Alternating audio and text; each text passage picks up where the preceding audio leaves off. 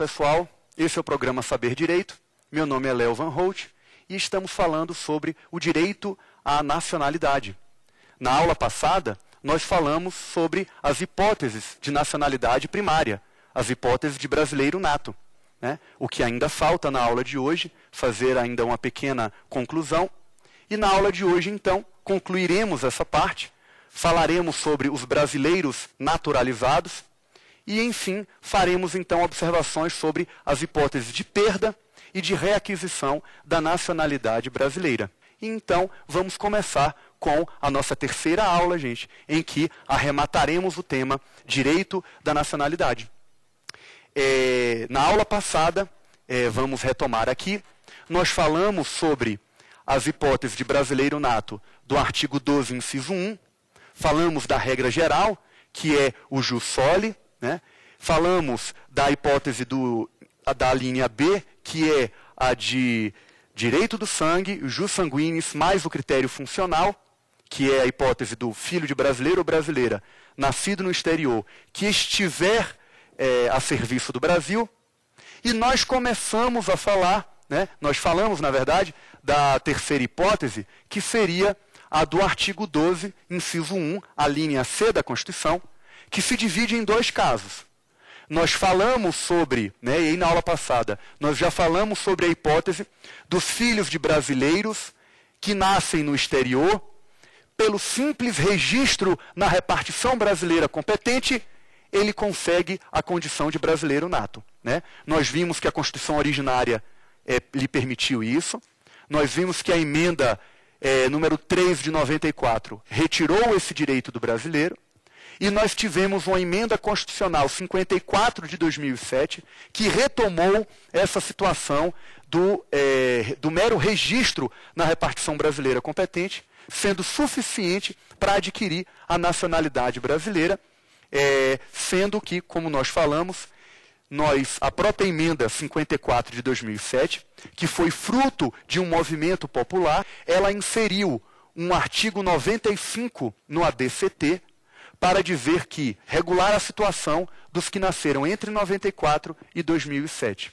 Para dizer que, para essas pessoas que nasceram nesse período, é possível o registro, mas desde que venham a residir no Brasil, um critério que foi utilizado pelo constituinte da emenda constitucional, a emenda constitucional número 54 de 2007. Tá?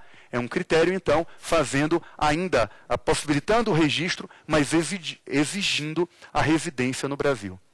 Bom, feitas essas observações, nós vamos agora complementar o artigo 12, inciso 1, a linha C, com a outra hipótese de brasileiro nato, que é aquele: nasceu lá fora, filho de pai ou mãe brasileiro, não está a serviço do Brasil, e esta pessoa deve residir no Brasil e optar pela nacionalidade brasileira.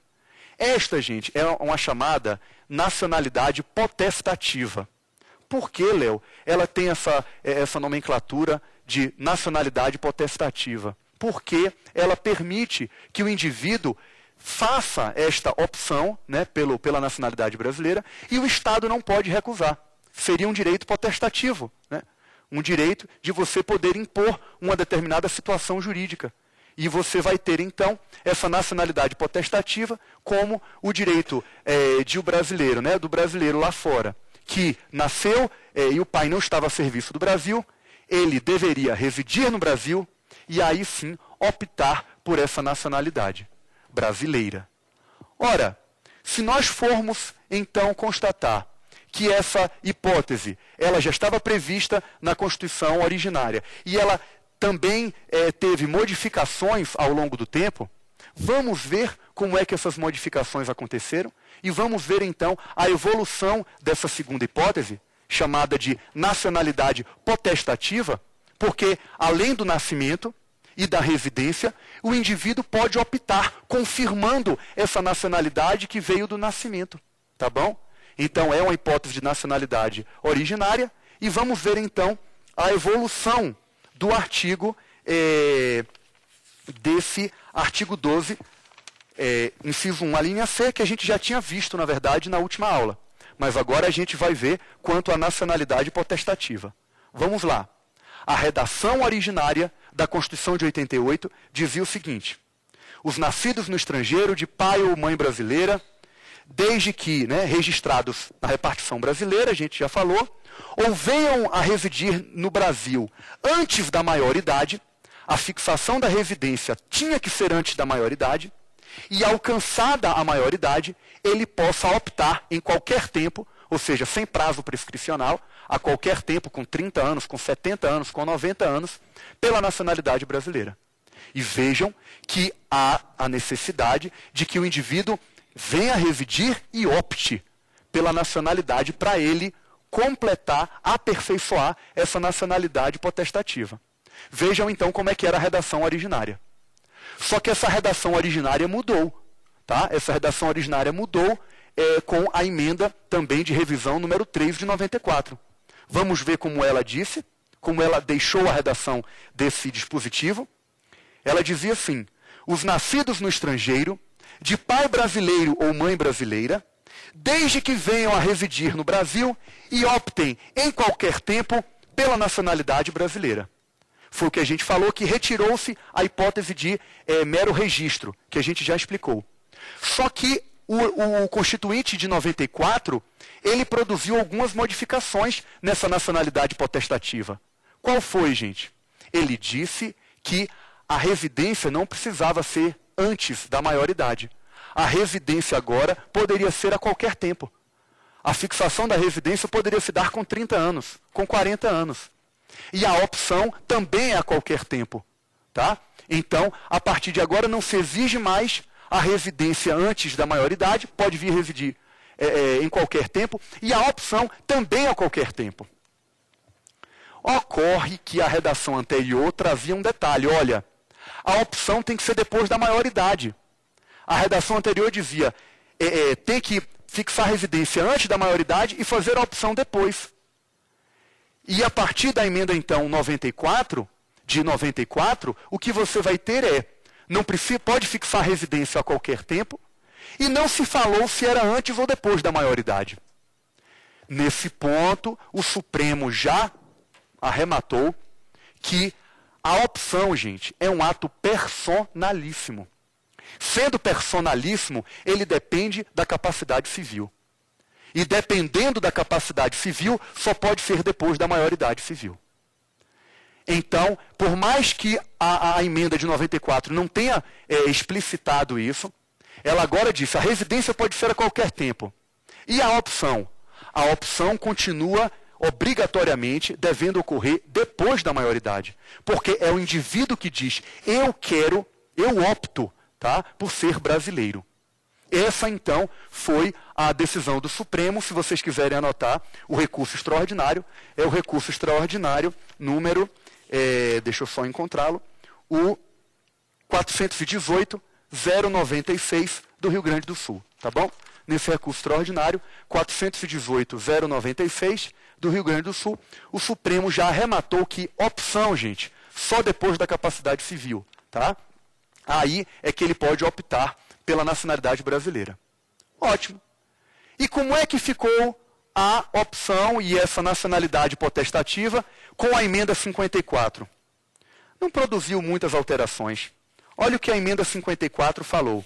Ela disse que a nacionalidade vai ser adquirida se o brasileiro vier a fixar residência no Brasil, independentemente de ser antes ou depois, e opte a qualquer tempo pela nacionalidade, desde que depois da maioridade.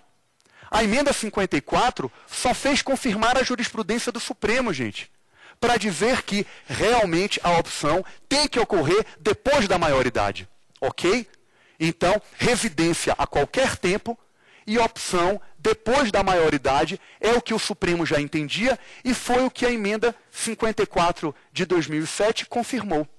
De acordo com a emenda 54, essa alínea C tem duas hipóteses de brasileiro nato. A primeira hipótese é a do mero registro na repartição competente. O brasileiro está lá fora, registrou, já é brasileiro nato.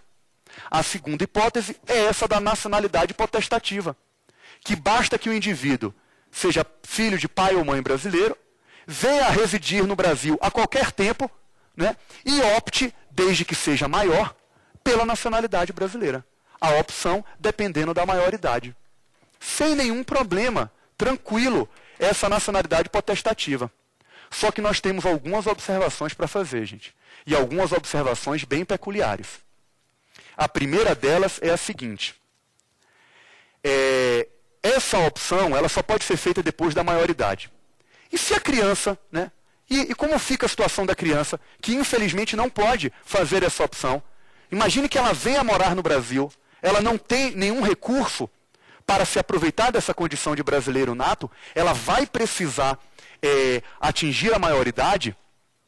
Pensando nessa situação, a Lei de Registros Públicos, tá? A Lei 6.015 de 73, a Lei de Registros Públicos, no artigo 32, tá? Parágrafo 2º desse artigo 32, ele traz a solução para os menores de idade. O artigo 32, parágrafo 2º desta Lei de Registros Públicos diz: o filho de brasileiro ou brasileira, nascido no estrangeiro, e cujos pais não estejam ali a serviço do Brasil, desde que registrado em consulado brasileiro, ou não registrado em consulado brasileiro, venha a residir no território nacional, antes de atingir a maioridade, poderá requerer, no juízo de seu domicílio, que se registre no livro próprio, tá? O termo de nascimento. Essa é uma situação bem importante, gente, para os menores. É o chamado registro provisório. Com esse registro provisório, a criança pode ser considerada brasileira nata. Então, é muito importante que a gente diga isso, porque tem uma importância prática enorme. A criança nasceu lá fora, não se registrou em repartição brasileira competente, e ela, então, vem morar no Brasil. Se ela fixar residência no Brasil, ela pode se utilizar desse registro provisório. E esse registro provisório permite que essa criança já seja considerada brasileira nata para todos os seus efeitos. Mas brasileira sob condição resolutiva. Qual é a condição resolutiva? Atingir a maioridade. Se essa criança atingir a maioridade, ela perde esse registro provisório. E esse registro provisório, então, vai fazer com que a criança seja considerada brasileira nata até a maioridade. E isso vai constar do seu registro. Isso vai constar de sua carteira de identidade, inclusive. É o que diz a Lei de Registros Públicos. Então, vejam, olha que coisa interessante, né? Os nascidos lá fora, pai ou mãe brasileira, né? Não estava a serviço do Brasil, não se registrou, basta vir fixar residência no Brasil e realizar este registro provisório. Ora, eu não quero aqui, né, daqui a pouco eu vou abrir para perguntas, porque a coisa vai complicar ainda mais. Eu quero arrematar esse conhecimento com a seguinte pergunta. E depois que ele atinge a maioridade? Depois que ele atinge a maioridade, e aí ele tem esse registro provisório, então, perdendo seus efeitos, entende-se que ele pode ainda ser considerado brasileiro, mas sob uma condição suspensiva. Aqui ele faça a opção. Então veja que coisa curiosa. Esse brasileiro que não se registrou, que não tem ainda a condição de brasileiro nato, ele se registrou provisoriamente. Quando ele se registrou provisoriamente, ele conseguiu a condição de brasileiro nato, mas sob uma condição resolutiva, até a maioridade. Quando ele atingir a maioridade, ele já pode fazer a opção. Se ele já pode fazer a opção, aí aquele registro provisório não mais vai valer. Diz a doutrina, ele continua sendo considerado brasileiro, mas esta condição está sujeita a este status de brasileiro está sujeito a uma condição suspensiva. Tem uma doutrina que vai chamar essa hipótese, olha gente, que coisa interessante, de brasileiro pendente de uma condição. Na verdade, o doutrinador é o Francisco Xavier, né, da Silva Guimarães. Ele diz brasileiro pendente conditione, em que o indivíduo, do tempo que medeia entre a maioridade e a opção confirmativa, ele não pode, gente, ele está, em tese, com direitos políticos suspensos, porque ele está com a nacionalidade suspensa. Ele não pode prestar concurso público. Ele não pode alegar a sua nacionalidade para obter um direito que só um nacional teria, porque ele está com sua nacionalidade suspensa. E ele precisa regularizar a sua situação. Então, gente, nessa terceira hipótese, tá? Nessa hipótese de nacionalidade potestativa, o indivíduo tem um registro provisório até a maioridade, e passou a maioridade, ele fica sendo considerado brasileiro, mas sob uma condição suspensiva. E aí ele precisa realizar a opção confirmativa para adquirir, então, esse caráter definitivo de brasileiro nato. Alguém tem alguma pergunta, alguma dúvida? Tá? Então veja como é interessante essa situação da nacionalidade potestativa. Pequenas observações finais. Primeiro, esta opção, ela é feita na Justiça Federal, tá? E é um procedimento de jurisdição voluntária, que está regulamentado e que está previsto na Lei 818 de 49, aquela que a gente falou na primeira aula. A Lei número 818 de 49 regulamenta esse procedimento de jurisdição voluntária da opção, que termina com a homologação dessa opção, e aí, finalmente, o indivíduo já vai, com o trânsito em julgado dessa sentença que homologa a opção, isso vai para o registro público. E aí ele já recebe uma carteira definitiva e um registro definitivo de brasileiro nato. Tá bom? É um procedimento de jurisdição voluntária. O que a gente falou até agora é brasileiro nato. O que a gente vai falar a partir de agora é a situação do brasileiro naturalizado. A partir de agora eu vou falar de nacionalidade derivada, secundária. Aquele estrangeiro ou aquele apátrida que está pedindo, através de um processo de naturalização, a nacionalidade brasileira. E aí ele vai conseguir a situação do brasileiro naturalizado. Vamos ver essa segunda hipótese, que, portanto, é outra hipótese de nacionalidade. Vamos ver, então, os brasileiros nacionalizados, gente. E aí eu peço que vocês vejam no artigo 12, inciso 2 da Constituição. O artigo 12, inciso 2, vai dizer: são brasileiros naturalizados. Tá? A linha A. Os que, na forma da lei, adquiram a nacionalidade brasileira, exigidas aos originários de países de língua portuguesa, apenas residência por 1 ano ininterrupto e idoneidade moral. Olha que a redação trouxe dois casos diferentes aqui. Aqueles que, na forma da lei, adquiram a nacionalidade brasileira, exigidos para aqueles originários de países que falam a língua portuguesa, apenas 1 ano de residência, tá, permanente, e a idoneidade moral. Ora, o que eu quero dizer é que essa primeira hipótese, tá, do artigo 12, inciso 2, a linha A, gente, por favor, saibam que essa é a chamada naturalização ordinária. A gente vai ver o que é isso, mas essa hipótese que a gente leu agora, da linha A, é a hipótese de naturalização ordinária. E quais são os procedimentos dela, Léo? Como é que ela ocorre? Primeiro eu vou fazer algumas explicações, observações iniciais, e depois a gente vai ver o procedimento. Essa naturalização ordinária, gente, primeiro vamos falar dos originários de países que falam a língua portuguesa. E aí, né, quem são esses originários de países que falam a língua portuguesa? Eu peço que vocês anotem um site, né? Então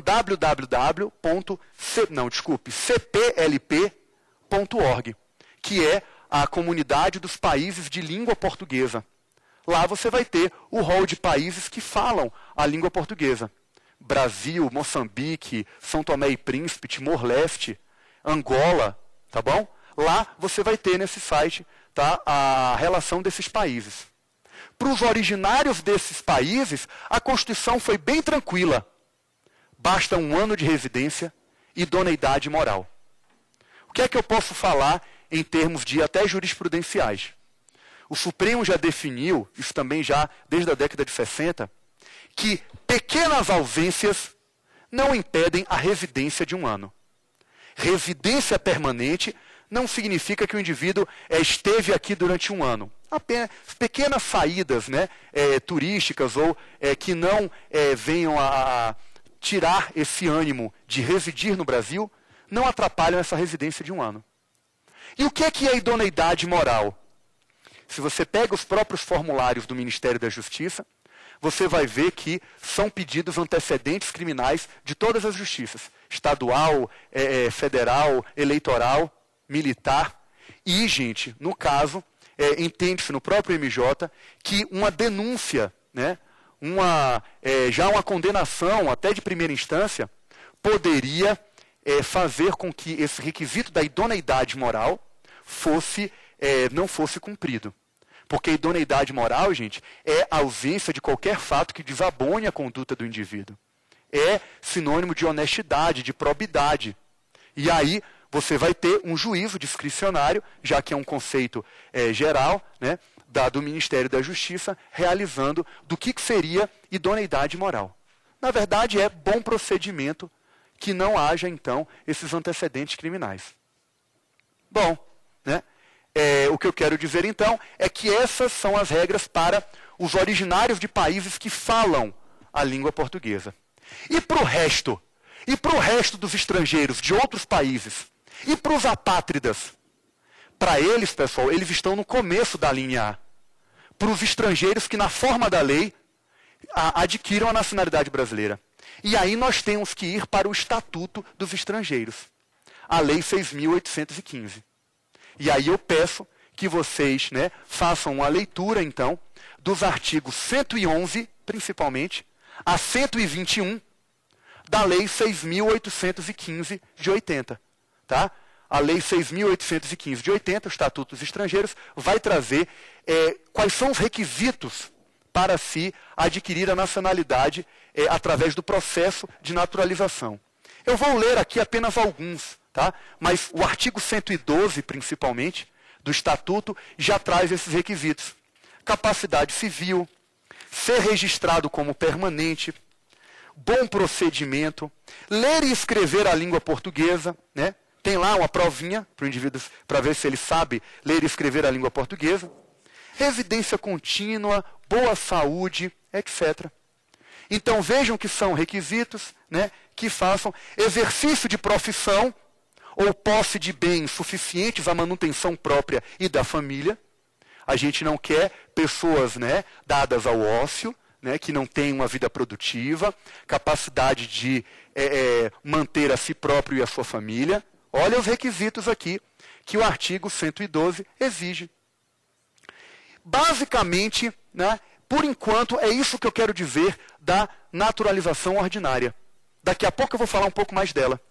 Porque eu já quero ir para a linha B do inciso 2, que vai trazer, gente, a chamada naturalização extraordinária. O que é que diz a linha B, gente? Serão considerados brasileiros naturalizados os estrangeiros de qualquer nacionalidade, residentes no Brasil há mais de 15 anos e sem condenação penal, desde que requeiram a nacionalidade brasileira. Olha, nesta hipótese, gente, de naturalização extraordinária, o que é que eu tenho? 3 requisitos. O indivíduo que resida no Brasil há mais de 15 anos, olha, há mais de 15 anos, e não possua condenação penal. Só são 3 requisitos, gente. Essa naturalização extraordinária. E aí o que é que se entende por condenação penal? Por condenação penal, vai se entender a ausência de condenação mesmo que ela seja de primeiro grau, gente. Tá? Se houver uma condenação de primeiro grau, esse indivíduo terá esse processo arquivado, e se na verdade depois ele for absolvido, o que você vai ter é, então, a possibilidade dele dizer, olha, agora eu não tenho. Mas se ele está com uma condenação penal, tá, que ainda não transitou em julgado, mas ainda surte os seus efeitos, né, ou pelo menos ainda não findou o processo, lá no Ministério da Justiça, o próprio processo é arquivado quando há essa condenação. Se houver uma absolvição posterior, o indivíduo entra de novo para afirmar que, então, não há essa condenação. Tá? Essa condenação, então, acabou não prosperando. Possível. Tá bom? E aí, o que acontece? Condenação penal, ausência de condenação penal, residência por 15 anos e requerimento. Basta o indivíduo requerer, pessoal. É óbvio que isso não vai ser dado independente do requerimento. Esse é um processo de naturalização que precisa da manifestação da vontade do indivíduo. Meu nome é Luana, sou estudante de Direito da Universidade de Brasília. A minha dúvida seria se essa condenação penal teria que ser no Brasil ou se tem que ser fora se o crime não existir no Brasil. Nessas situações. Excelente pergunta. Né? Excelente pergunta, Luana. Obrigado. Gente, a doutrina, e aí eu vou citar aqui um determinado autor, o Guilherme Penha de Moraes, né, ele vai especificamente afirmar que esta condenação penal tem que ter ocorrido nos 15 anos em que se pleiteia a extraordinária, a naturalização extraordinária. Então, se ela ocorreu no exterior, né, aí o que você vai ter sem condenação penal, diz o professor Guilherme Penha de Moraes, que ela teria que ocorrer no Brasil, seriam 2 requisitos, tá, Luana, né? Teria que ser no Brasil e nesses 15 anos em que essa naturalização está sendo solicitada. Ora, se existe uma situação, se o crime foi no exterior há 15 anos atrás, ou no Brasil há mais de 15 anos, né? Estou falando no exterior há mais de 15 anos ou no Brasil há mais de 15 anos. Daria até para você defender também que seria possível. Com relação ao crime ocorrido no exterior, durante esse período de 15 anos no Brasil, essa condenação penal, eu entendo que se a gente puder interpretar restritivamente, Luana, seria no território brasileiro. Tá? Eu acho que você teria uma condenação penal no exterior, né? Você poderia interpretar desta forma, de que, olha, qualquer condenação penal, no Brasil ou no exterior, desde que dentro desse período de 15 anos, eu quero saber se nesses 15 anos tem algo que o desabone. Aí você teria que fazer também, de repente, um princípio da dupla tipicidade, crime lá e tem que ser crime cá também, claro. Mas eu acho que seria defensável entender que esse crime, já que está sendo requerida aqui no Brasil, e até por efeitos práticos, Luana, os antecedentes criminais que você pede são da justiça brasileira. Então, na verdade, eu acho que você poderia defender que desde que crimes ocorridos no Brasil nesse período de 15 anos. Tá? Mais alguma pergunta, gente? Alguma indagação? Então, veja que essa naturalização extraordinária tem esses requisitos, pessoal. Quais são, então, as outras observações sobre esse processo de naturalização? A primeira observação, que é bem interessante, é que seja a naturalização ordinária, seja a naturalização extraordinária, gente, precisa de manifestação do interessado. Não temos mais, como nós vimos na primeira aula, a naturalização tácita, ou a grande naturalização. E isso foi previsto na Constituição de 1891. Nós exigimos agora expressa manifestação de vontade, quer da naturalização extraordinária, quer da ordinária. A outra observação é que esse procedimento é um procedimento administrativo que tramita no Ministério da Justiça. O indivíduo entra com o seu processo de naturalização, seja ordinária, seja extraordinária, o que muda são os requisitos, e ele vai entrar no Ministério da Justiça, que vai tramitar esse procedimento. E interessante, gente, é o Estatuto do Estrangeiro que vai trazer, né, dos artigos 111 ao artigo 121, exatamente o rito desse procedimento, mas você vai ter também o decreto regulamentar, a portaria 703 do Ministério da Justiça, como nós lembramos em outras aulas, vão regulamentar esse processo de naturalização. Só que é um procedimento ordinário com uma formalidade final pela Justiça Federal. Nós vamos ter, pessoal, e aí o próprio artigo 119 do Estatuto do Estrangeiro vai dizer que esse procedimento administrativo, ele termina com um certificado de naturalização, e o Ministério da Justiça vai expedir, o ministro da Justiça vai expedir esse certificado de naturalização. E sabe o que é que vai acontecer depois da emissão desse certificado? Esse certificado vai ser entregue pelo juiz federal ao indivíduo, o juiz federal respectivo do domicílio do indivíduo. Léo, e se não tiver justiça federal no domicílio do indivíduo? Se lembra daquelas hipóteses constitucionais em que se delega uma função de jurisdição federal para o juiz estadual? Essa é uma delas. O artigo 119 do Estatuto dos Estrangeiros diz, no caso de não ter justiça federal, quem vai entregar esse certificado é o juiz estadual. Então veja que é um procedimento administrativo que termina com um certificado de naturalização, e esse certificado é entregue pelo juiz federal e, na sua ausência, pelo juiz estadual do domicílio do novo brasileiro naturalizado. E veja que, leiam o artigo 19 depois do Estatuto do Estrangeiro, que ele vai dizer que é uma solenidade, que o indivíduo vai dizer, eu prometo cumprir todos os deveres e direitos dos brasileiros, eu vou bem cumprir e ser leal ao Brasil. Ele vai fazer esse juramento, né? Ele vai receber esse certificado e ali ele já pode ser considerado brasileiro naturalizado. Tá bom, gente? Existe essa formalidade posterior.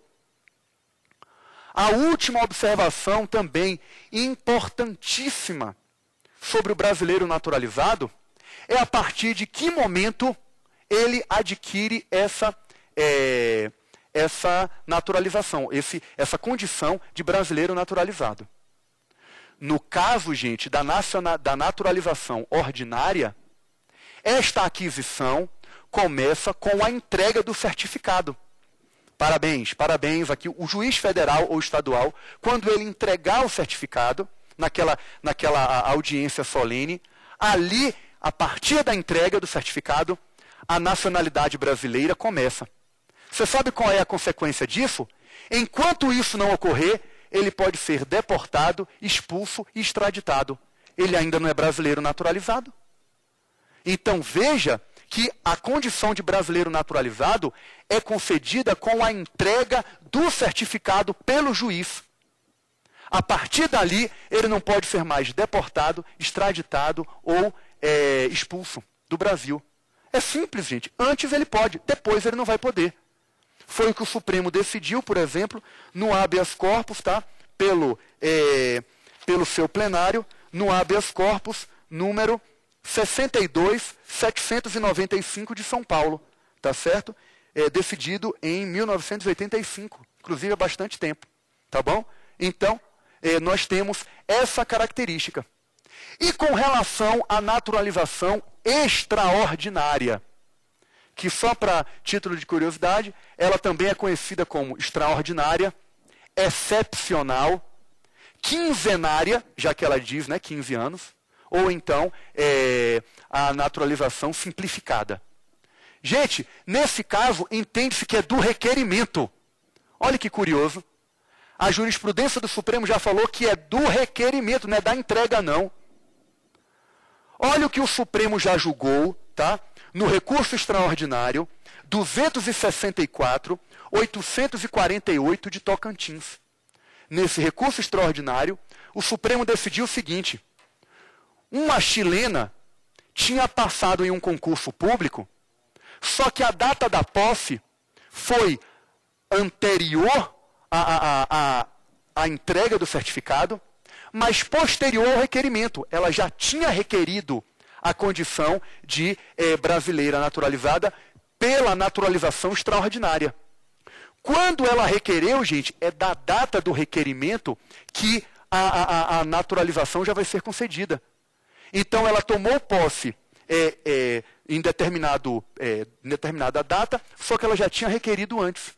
E isso foi suficiente para o Supremo entender que ela tinha direito à investidura e posse no cargo público.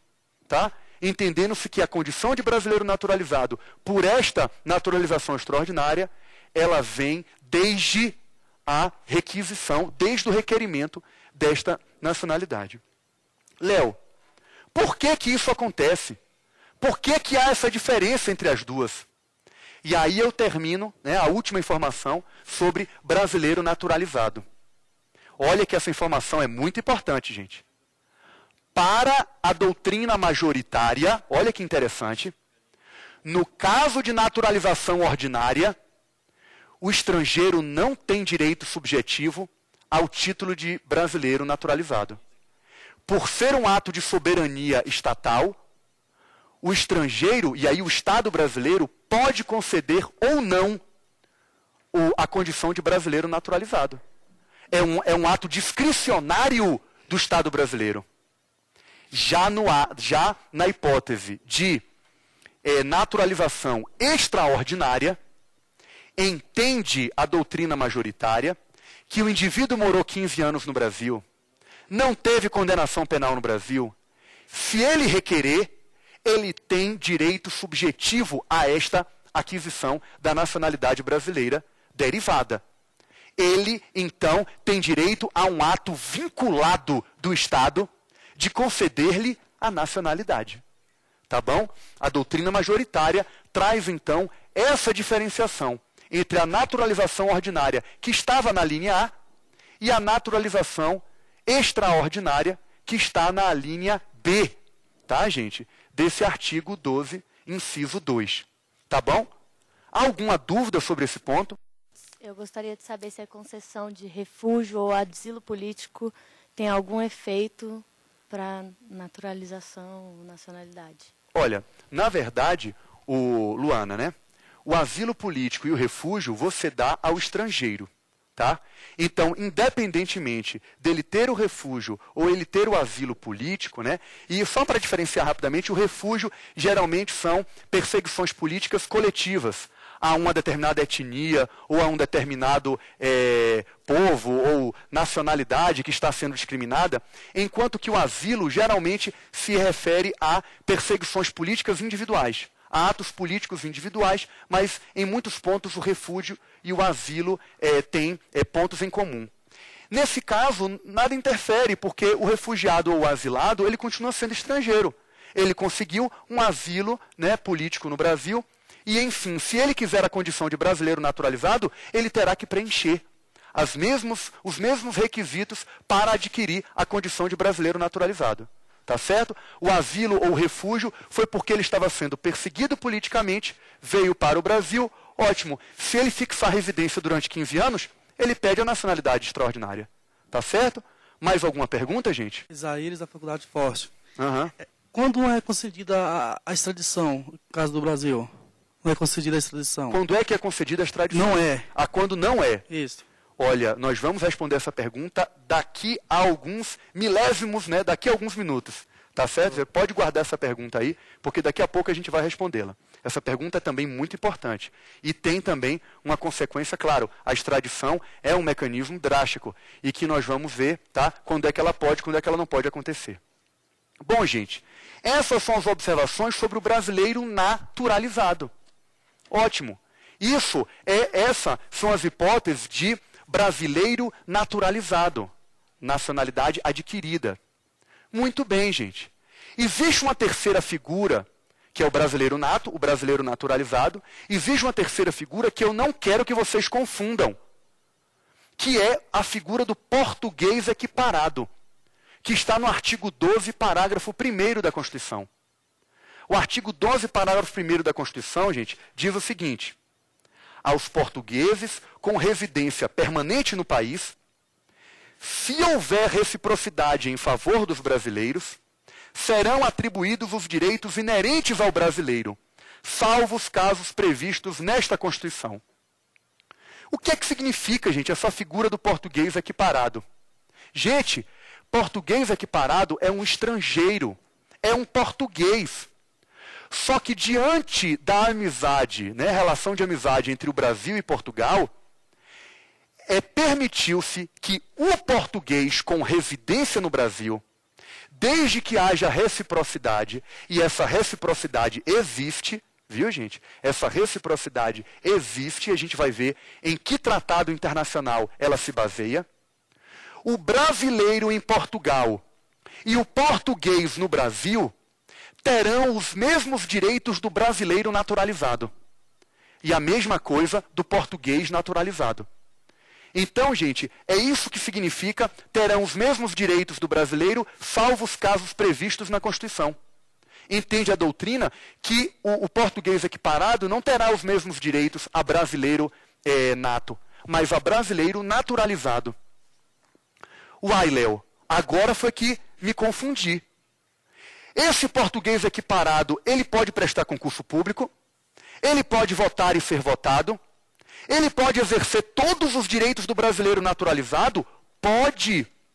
O José Lourenço, né? Eu não queria porque eu não tinha certeza, mas o colega aqui já confirmou. Nós já tivemos um deputado federal português equiparado, gente. Vejam que ele pode exercer os mesmos direitos do brasileiro naturalizado, inclusive votar e ser votado. Agora, eu peço que vocês, então, anotem qual é o tratado internacional que baseia isso. É o Tratado de Amizade, Cooperação e Consulta entre o Brasil e Portugal. Celebrado quando? Em 2000, em 22 de abril, quando, em Porto Seguro, os presidentes do Brasil e de Portugal estavam celebrando os 500 anos do Brasil. Este tratado do ano celebrado em 2000 revogou um antigo tratado de 1971, que era o Tratado de Igualdade entre Brasileiros e Portugueses. Agora, gente, é o Tratado de Amizade Brasil-Portugal, que foi assinado no ano de 2000, que traz todos esses direitos que o português pode exercer no Brasil e o brasileiro vai poder exercer em Portugal. Eu peço que, então, quem tiver curiosidade, veja esse tratado que está no site do Ministério da Justiça. No mesmo site www.mj.gov.br, você tem esse tratado de amizade Brasil-Portugal. Tá bom, gente? Ele é estrangeiro, mas que pode exercer os direitos do brasileiro naturalizado. E, gente, somente o português pode requerer isso aí. Então, veja, eu não quero que vocês confundam, gente. Eu não quero que vocês confundam a hipótese da naturalização ordinária daqueles que são originários de países de língua portuguesa, que a gente viu antes, porque aquilo ali, gente, é para se naturalizar brasileiro. Aqui não. O português de Portugal pode requerer a condição de português equiparado. Somente ele, Brasil-Portugal, é que pode fazer isso. Então não confunda a condição de português equiparado, que é estrangeiro, com a condição de naturalização. Ele não é brasileiro naturalizado, ele é português, que exerce os mesmos direitos de português equiparado. Tá bom, gente? Então veja, e aí eu quero só aqui então arrematar, gente, e dizer o seguinte. Em regra, e olha que coisa capciosa, em regra, a nacionalidade é pré-requisito para a cidadania, para exercer direitos políticos. Só que existe a exceção do português equiparado, que é um estrangeiro que é cidadão brasileiro. Geralmente, gente, para ser cidadão, tem que ser nacional. Salvo a situação do português equiparado. Olha que situação interessante. Porque ele é um estrangeiro que pode ser considerado, no sentido jurídico, cidadão brasileiro. Tá bom, gente? Essa é a situação do português equiparado, que, pelo amor de Deus, eu não quero que vocês confundam. Tá bom? E, basicamente, a última coisa que eu quero dizer, precisa de requerimento. Ele tem que requerer essa condição. Tá bom? Não é só fixar a residência permanente. Esse requerimento vai ser feito no Ministério da Justiça. Tá bom, gente? Vamos para o penúltimo assunto da nossa aula e de nossa intervenção sobre nacionalidade, que é a distinção entre brasileiros. Léo, é possível fazer distinção entre brasileiros? É possível que um brasileiro seja tratado diferente do outro? Vamos ver o que é que o povo pensa na rua? Eu acho que todos têm direito à mesma educação, a qualidade de ensino é a mesma. Eu acho que acredito que a formação acadêmica dos professores são a mesma. Por que contratar diferente? Sendo que todos têm a mesma responsabilidade para estudar, e tanto para estudar e para passar no concurso. Não acho justo, porque se todos são brasileiros, todos têm os mesmos direitos. O povo perguntou que brasileiro não pode ser tratado de maneira diferente, quer em um concurso público, né, pela simples região de sua origem, de sua naturalidade. Isso é verdade, gente. Isso é verdade. O brasileiro não pode ser tratado diferentemente a depender da região onde ele nasceu. A lei não pode trazer nenhuma diferença entre os brasileiros. Inclusive, eu tenho lá minhas ressalvas, né? Mas aí não é uma questão de legalidade, mas talvez de legitimidade, daqueles editais de concurso que botam geografia e não sei mais o que de determinada região. Ou até se você quiser que o indivíduo saiba a região de determinado país, tudo bem. Mas às vezes com alguns conhecimentos técnicos ou específicos que fazem uma desigualação, que dificultam a possibilidade de brasileiros de outras regiões prestarem aquele concurso. Mas aí talvez, né, dentro de uma regra de razoabilidade, você tenha que ver quais são os requisitos que foram, os conhecimentos que foram cobrados. A sequência dos governadores daquele estado de 1891 até 2000, né, pelo amor de Deus. Mas o que é que vai acontecer? As hipóteses de diferenciação entre brasileiros, gente, somente são as que a Constituição permite. Isso está no artigo 12, parágrafo 2º. Somente a Constituição pode dizer em que hipóteses o brasileiro pode ser tratado de maneira diferenciada, e são exatamente as hipóteses de diferenciação entre brasileiro nato e naturalizado. Você sabe o que é que isso acontece? Quando é que isso acontece, gente? O artigo 12, parágrafo 3º, traz a primeira hipótese. Determinados cargos que são privativos de brasileiro nato. Gente, presidente da República, vice-presidente da República, presidente da Câmara, presidente do Senado. Veja que 2 foram os critérios utilizados nesse artigo 12, parágrafo 3º. Um deles, gente, é a soberania nacional. Ser oficial das Forças Armadas, ser membro da diplomacia brasileira, tá? Ser ministro de Estado da Defesa, comandante da Aeronáutica, Marinha e Exército, esse pessoal só brasileiro nato pode ocupar. Agora, o outro critério foi a linha sucessória do presidente. Se o presidente e o vice-presidente viajarem, quem é que assume o Brasil? Primeiro o presidente da Câmara dos Deputados, depois o presidente do Senado Federal e depois o presidente do Supremo. Daí que esses cargos também são privativos de brasileiro nato. Exatamente para proteger a linha sucessória do presidente. Tá bom, gente? Além desse artigo 12, parágrafo 3º, existem outros. Como, por exemplo, o artigo 222, que vai trazer a possibilidade de propriedade de empresas de rádio e TV, né, só serem da propriedade de brasileiros natos ou naturalizados há mais de 10 anos. Então, o artigo 222 tem uma diferença. Funções reservadas a brasileiros natos, que estão no artigo 89, inciso 7. No Conselho da República, que é um órgão de consulta do presidente, você tem lá 6 cadeiras reservadas a brasileiro nato. E a última possibilidade de diferenciação foi a que o colega perguntou há pouco. Léo, qual é as hipóteses em que o brasileiro nato e o brasileiro naturalizado pode ser extraditado? E aí eu arremato, essa é a última diferenciação possível de acontecer entre brasileiro nato e naturalizado, e a questão é a seguinte. Primeiro, diz o artigo 5º, inciso 51. O brasileiro nato não pode ser extraditado. O Brasil não vai entregar ele para ninguém. Agora, o naturalizado pode, por crime anterior à naturalização, ou envolvimento em tráfico de entorpecente a qualquer tempo. Né? Envolvimento, e aí comprovado o envolvimento, independendo se o crime seja praticado antes ou depois, ele pode ser extraditado. É a letra do artigo 5º, inciso 51. Mas aí vem uma pergunta possível, que na verdade o Plínio, colega aqui, me fez no intervalo. Léo, e o banqueiro, né, o Cacciola, que recentemente foi extraditado? Ele é um brasileiro, como é que ele foi extraditado? Plínio, a Constituição proíbe a extradição passiva, o Brasil entregando. A extradição ativa, brasileiro nato e naturalizado pode ser extraditado. O Brasil pode dizer, Ucrânia, Deus sabe de onde eu tirei, por favor, entregue este indivíduo para o Brasil, ele é brasileiro nato. O Brasil está pedindo uma extradição ativa. O brasileiro nato poderá ser extraditado para o Brasil. O brasileiro naturalizado também. Daí que Cachola pode ser extraditado para o Brasil.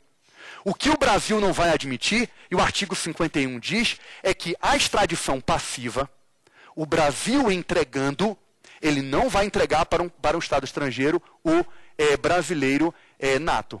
E o brasileiro naturalizado, ele vai entregar se o crime foi anterior, ou então comprovado o envolvimento em tráfico de entorpecente a qualquer tempo. A gente vai agora para o último assunto, que é a perda e a reaquisição da nacionalidade brasileira. Gente, a perda, ela está expressa no artigo 12, parágrafo 4º. E não pode outro dispositivo legal, né, ou a Constituição acabou só trazendo esse, de novas possibilidades de perda. E o artigo 12, parágrafo 4º, diz então que perde a nacionalidade brasileira aquele que tiver cancelada a sua naturalização por sentença judicial, em virtude de atividade nociva ao interesse nacional, ou aquele que adquirir outra, salvo nos casos de reconhecimento de nacionalidade originária ou de imposição de naturalização pela norma estrangeira ao brasileiro residente no estrangeiro, como condição para permanência em seu território ou para o exercício de direitos civis. Gente, a primeira das hipóteses é a chamada perda-punição.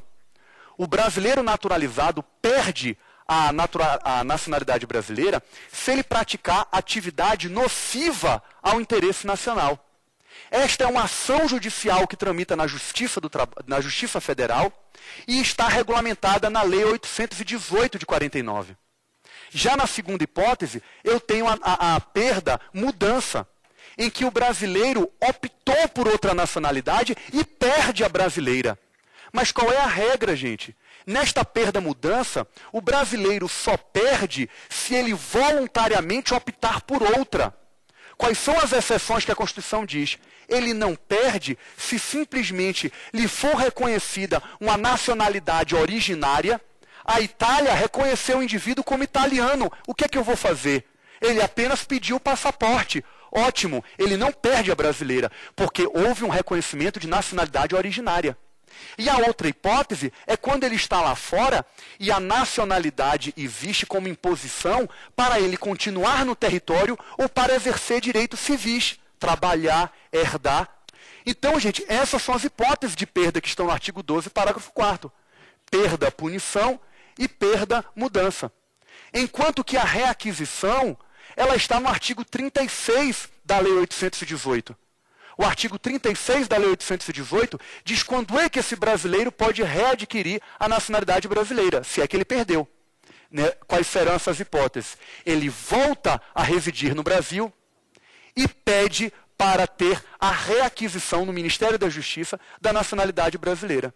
É a forma tranquila de reaquisição da nacionalidade brasileira, gente, prevista no artigo 36 da Lei 818. Tá bom? É a hipótese que existe de reaquisição de nacionalidade, enquanto que as hipóteses de perda estão no artigo 12, parágrafo 4º. Perda, mudança e perda, punição. Tá bom, gente? Essas são as observações que nós tínhamos que fazer nessas 3 aulas. Eu agradeço imensamente, espero que vocês tenham aproveitado bastante, agradecendo aqui a presença de todos, tá? Eu deixo um abraço no coração de vocês. Até lá.